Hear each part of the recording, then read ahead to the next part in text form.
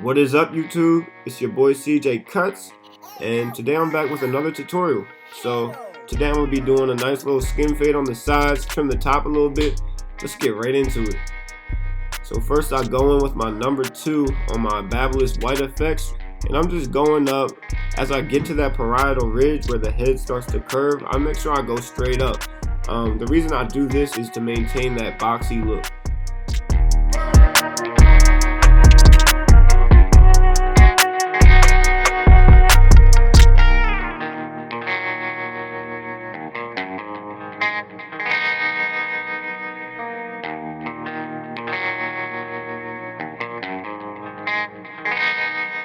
So right now I've got my Babyliss Silver FXs, and I'm going in and setting my first ball line. So for this fade, I wanted to keep it on the lower side.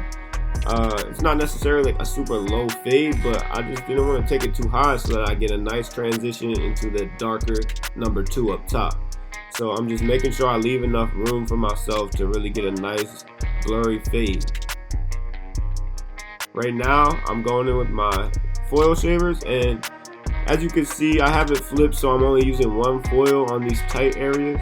And when I get down to like the lower part, I flip it over right here, boom, flip it over, and I allow that second foil to get to work and really ball it out. But as you get closer to that ball line, you don't want to apply too much pressure, and you want to just kind of flick out with the corner of the shaver up top. So right here, I'm going in with my Babyliss Black FX. They've got the graphite blade, the graphite fade blade, which I love. So that's why I'm using these for my bottom transition. So I'm setting in my next guideline about an inch, 3/4 of an inch to an inch up, and I'm just going all the way around the head parallel with that first guideline I set in. Right now I've got the lever closed, and I'm going to start blending that line out. So my process is pretty simple for this. I go up with the lever closed, start flicking at it with the corners, making sure I'm not digging in too much, because I'm just trying to flick that line out. And what that means is you're just knocking at it, you're just notching and trying to lightly get rid of it. You don't want to dig in, because that's going to create more and more lines for you. So just lightly flick out, and then you'll see me, I open the lever a little bit, close it, whatever I need to do to get that bottom line out. But general rule of thumb, the higher you get, the more open the lever will be. So right now I'm setting in my next guideline. I've got my number 1 guard on, and I'm going up about another inch. So I'm just setting it in, making sure it's parallel again. And now I close my number 1, close the lever on there, and I'm just softening that line out. This is not going to take the line out by any means, but it's just going to start to soften the line up as we fade it out. Right here, I've got my half guard on, or if you use Andis fading system, this would be the 0 guard. And I'm going up and just starting to flick. I've got the lever all the way open, and I'm using my corners and just flicking out, softening the line even further.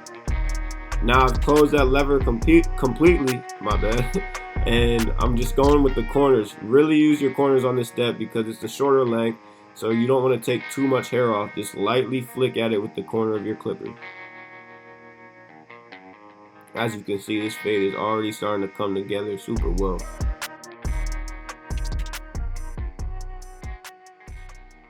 So now I'm going back in with my lever all the way open, no guard on, and I'm just detailing this fade.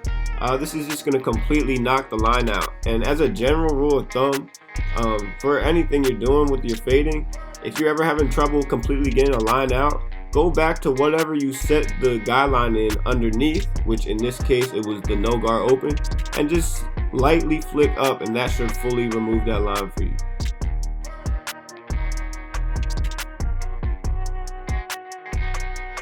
So now I'm going to be blending out the line between the 1 open and that 2 closed. So I've got my 1.5 guard on, all the way open, and I'm just softening up that line.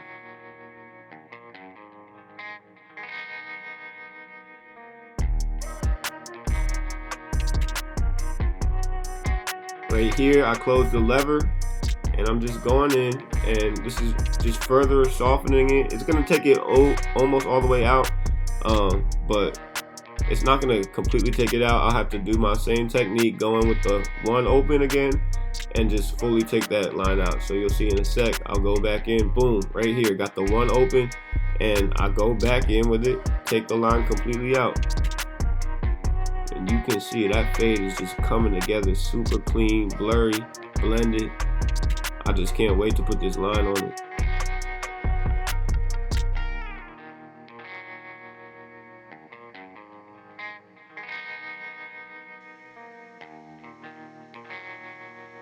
So right here, that one open wasn't quite getting out all those dark spots like I wanted. So I just closed the lever up and went back in and flicked at those spots.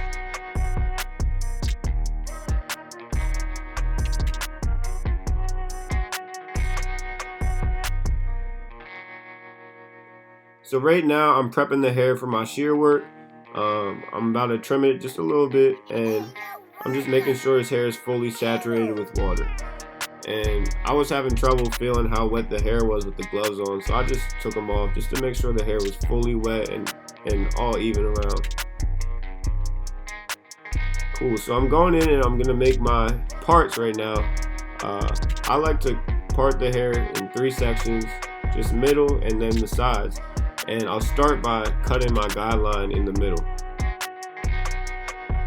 So as you can see, I'm going in and I'm just gonna choose the length I want to cut off. I took about 1/2 inch off right here, and I just pull the hair, get some tension on it, cut, and then as I go forward, I'm continuing to use that guideline I just set in. I can see the hairs, I pull some of them up with the comb, and I get it between my fingers, and I just cut to that same length.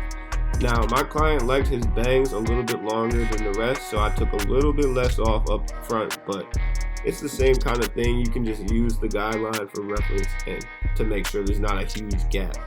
So now I'm connecting the middle to that right side, and I'm just going kind of at the angle with the shape of his head. So I'm not going flat to the floor to create a boxy look, just for the sake of this comb over.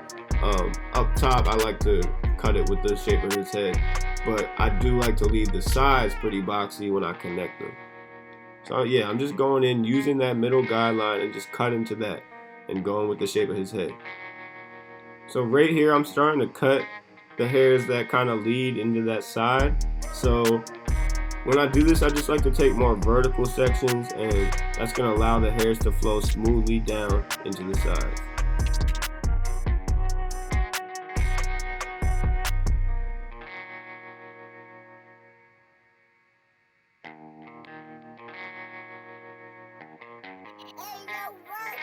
So now I'm going in on that left side, and I'm doing pretty much the same thing. On the side where the part is, I do like to leave it a little bit longer. So as you can see, the sections that I'm cutting are pretty much parallel to the ground. Unlike the other side where it has to flow smoothly into the side, this side I'll let it kind of hang over so I can just leave some room for styling and leave some length.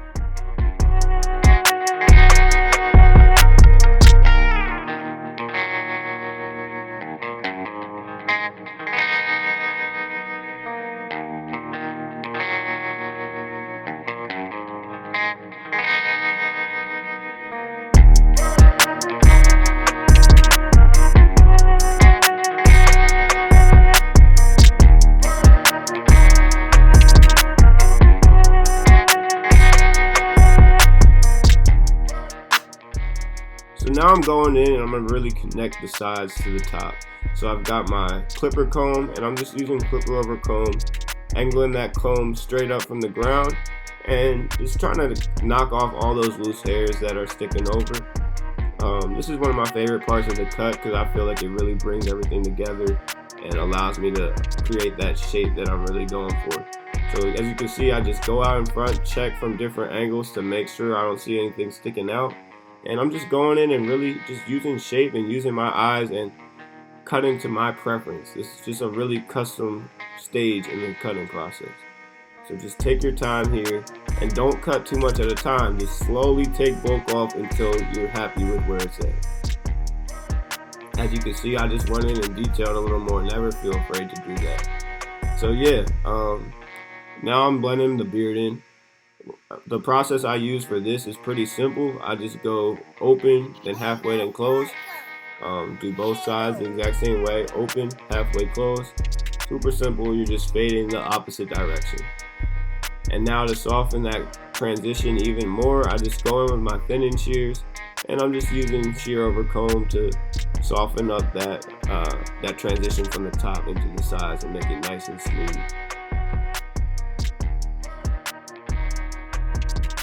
Right here, I'm applying some rubbing alcohol. I use 70% just so it's not too harsh on the skin.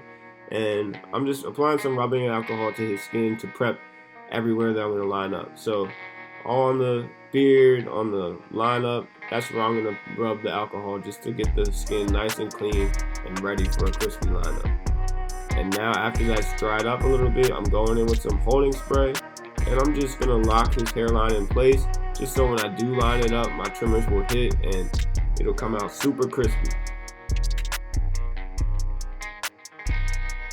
So now I go in with my Babyliss Gold Effects trimmer, and I'm just going to start lining them up. I keep it pretty simple. I just go with his natural line, and you're really just enhancing the line that's already there. Some people like to really create a new line and push people back, but I feel like it looks dope in the moment, but in a few days it's just gonna grow back in and not look super crispy. So if you just enhance the natural line that is already there, your client's gonna love it. It's gonna look sharp, and it'll just be the best finished result. So I'm just going into my beard line, and I'm just really framing my work. This step in the process really brings everything together and just makes everything pop a little bit more. A crispy lineup is just gonna make a fire fade look even more fire. And I apologize for the camera, it keeps going in and out of focus. I see it. I'm really working on my settings, and I'm gonna just adjust them for the next video to make sure that's not happening. So bear with me as I work on fixing my settings and providing the best content for you guys.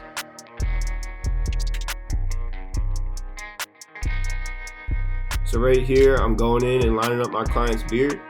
Super simple, just pull the skin in the opposite direction that you're going to be pulling the razor.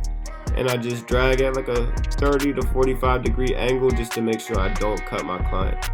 So after I go with that first lap, you'll see me just dust it off because I don't like all that extra residue that comes. And then I just go in one more time to get a super clean, sharp line.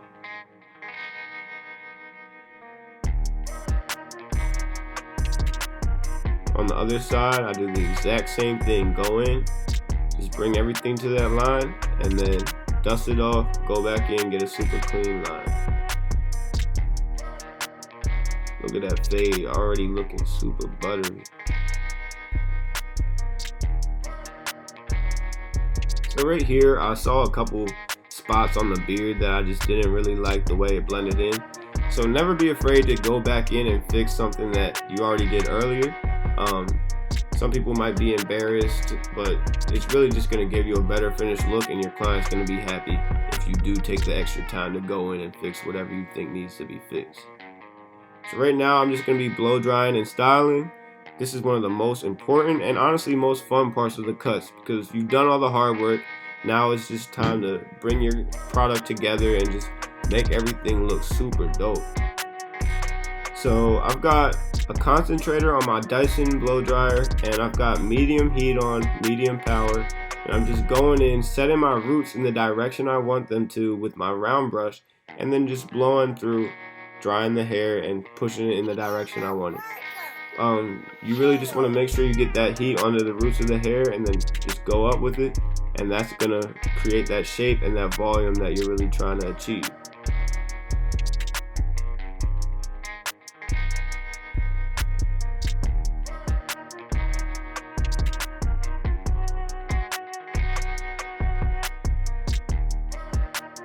And after I dried my client's hair, I did see a couple more spots that could have been blended in a little bit better. So I just went back in with my clippers. I freehanded a little bit, used a little clipper over comb just to bring everything together and make it super smooth. So now I've got my Pacino's matte, and this is my favorite product to use. Most of my clients love the way it's a matte look but still gives it a good medium hold. So I go in, I'm just spreading it evenly on my hands and getting ready to just apply it to the hair and get everything in place, get every little hair going in the direction I want. So I just go in with my hands and apply that product, and I'm just kind of pushing it to the desired look, just making everything flow smoothly and giving it that nice hold that it needs.